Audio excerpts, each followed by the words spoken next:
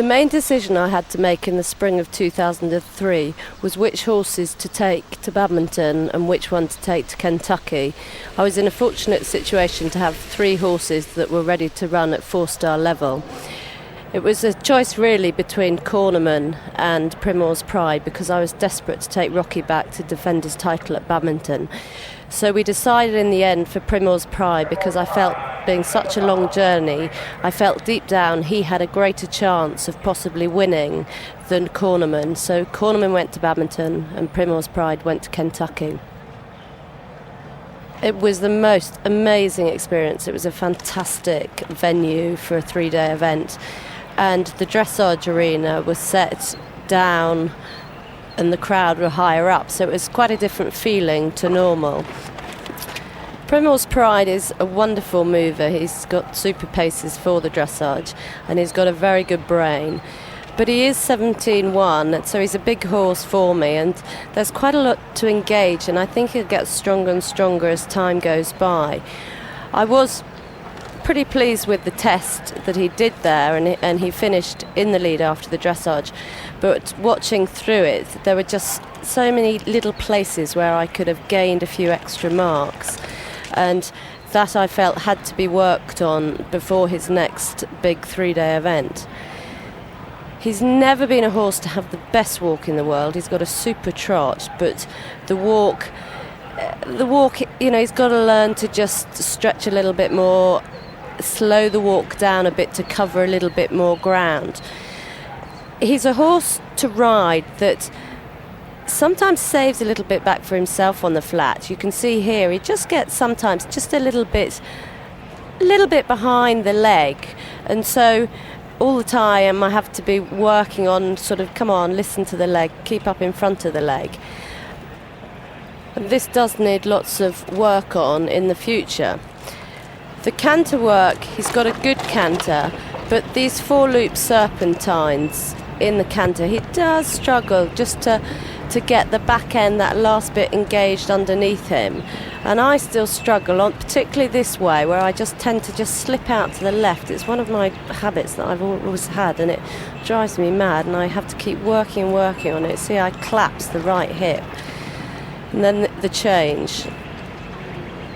It was a true change, but just could have been a bit smoother. And here again, just a little bit behind the leg. I'd like to see him just go a little bit more forward without just that little bit of complaining. Across the diagonal for the changes here. So it's preparing. Good, that was a true change. That was fairly good. And this is the way I have to watch I don't collapse. Again, a true change, but slightly lost the straightness through it. And then down the centre line, working on the straightness. And again, just could have been a bit more forward because we got this wiggling. So, bearing in mind he was a 10-year-old, I was delighted with his test. He coped with the atmosphere, and he led off the dressage, so I was chuffed to bits, but so much to work on, which was exciting for the future. The cross-country was a beautifully built course by Mike Etherington Smith. I have to say, one of the worst steeplechase rides I've ever had. He is a very long striding horse, Kiri, and when you go to adjust him or just set up for a fence, he tends to just say, come on, let me at them, and fights a bit. So round the roads and tracks, the second set of roads and tracks, I schooled him. I literally did dressage all the way through it because he had to realise, I had to have him listening, because, these horses have got to be listening to their riders when they're approaching some of these difficult combinations. This was a very big oxer over a ditch. It doesn't look so big on the telly, but gosh, was it big to walk up to.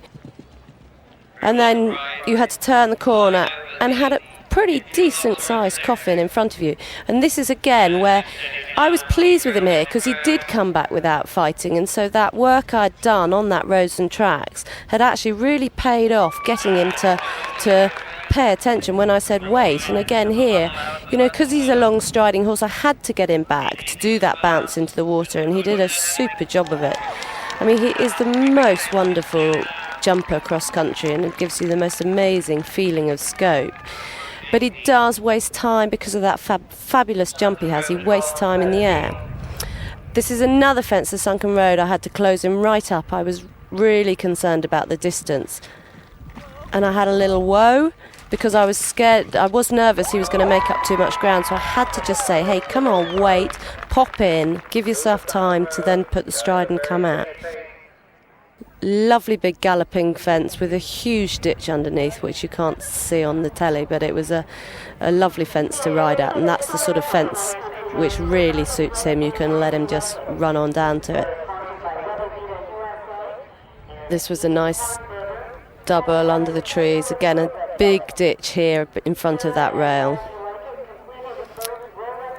And then a long gallop up the hill, and that's when I can let him run up to this quarry, where there was you had to turn over the log, and it was very unclear.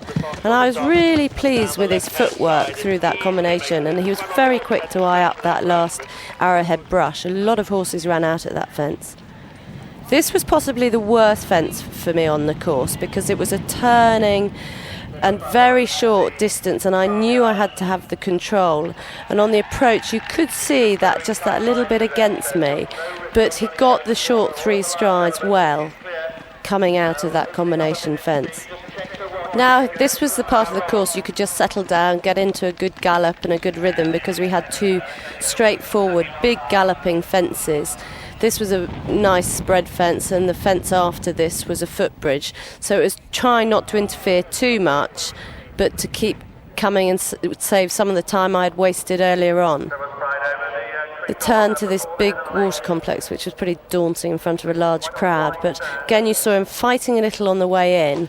But in fact, the way he jumped through this combination was, I thought, pretty spectacular. And because he jumped so well over that middle island, I actually moved him and had 1 less stride coming out. Nice straightforward wagon.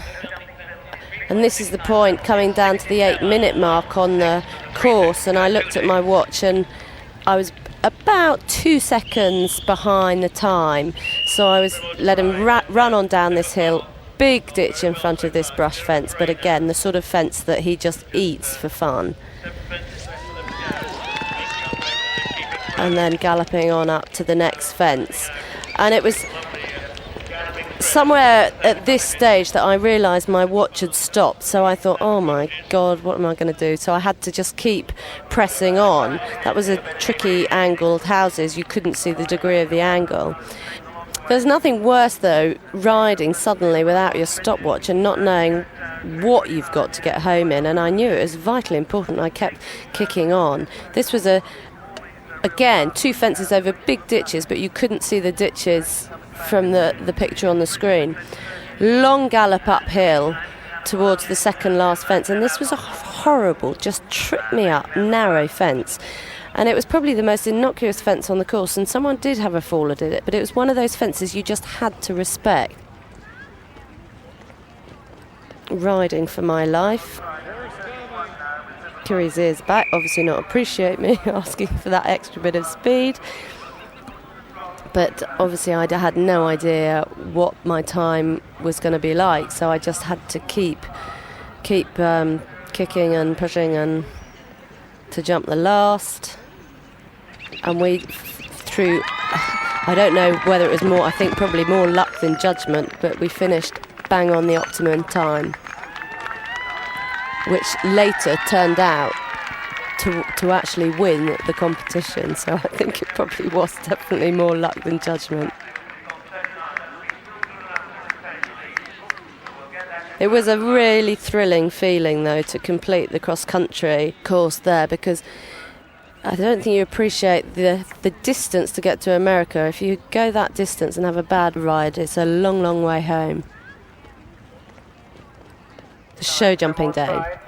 Again, on an all-weather surface, and I was very surprised with the height of the show jumping. It seemed a lot bigger than what we get in England. I mean, obviously there are rules, but it did seem fairly decent, the course, and it caused a lot of knockdowns. There was a lot of poles falling everywhere. I felt confident because Kiri is a very good jumper. I had a fence in hand over Polly Stockton, who had gone very, very well on Tangle Man. But I've been in this situation before, and I've lost 3-day events before by having fences down, and there's only so much you can do, and the main thing is just to try and keep your head and try and ride as relaxed and normal round as you possibly can, and try not to let the nerves affect you. This was quite a tricky line here because it rode it was quite long to the treble bar, and then it was short to this very vertical upright, and you can see I got quite deep, but he did everything to jump it, and that's where I'm very spoilt with him, because he does want to leave the fences up. Big Oxley off the turn, and again turning to the combination, and you can see just every now and then he comes against me, just a little fight every now and then with his head. You see, I was tight on this line, I cut in quite tight there, but then wasted possibly a bit of time on the approach to the wall. And again, maybe I could have moved him after that wall round that corner. I came backwards too much there. Big water ditch. There, I should just sit up and let it keep coming a little bit more. And again, you see a little bit backward off the turn, down the last line. And this is when I got nervous. And you can see how I came onto my hands here to the last fence. That was nerves taking over.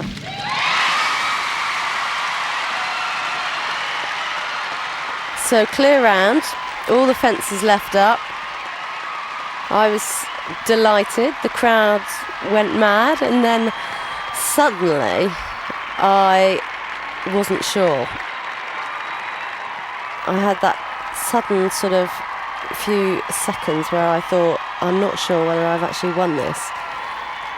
And I don't think the commentators knew, I don't think anyone knew. Suddenly there was a sort of pause in the proceedings, and because I had in fact got time faults in the show jumping. Ladies and gentlemen, as I announced as she came into the arena, she was closest to optimum time, which is a very good thing because we have a time penalties of 44.6, and the tie is broken by closest. And that's how close it was. Pippa, that was a very close one. Just chuffed, I can't tell you. And are you going to do badminton in Burley? Yeah, I've got 2 horses running at badminton next week, so certainly going there on a high. So you know there's the Grand Prix. You have one under the belt. I wish now I'd gone a bit quicker on this horse at Burley last year, because he led the dressage, and having won badminton on my other horse last year, so now kicking myself for going too slowly at Burley last year. Anywho, congratulations again. Thank you very, very much. Thank you.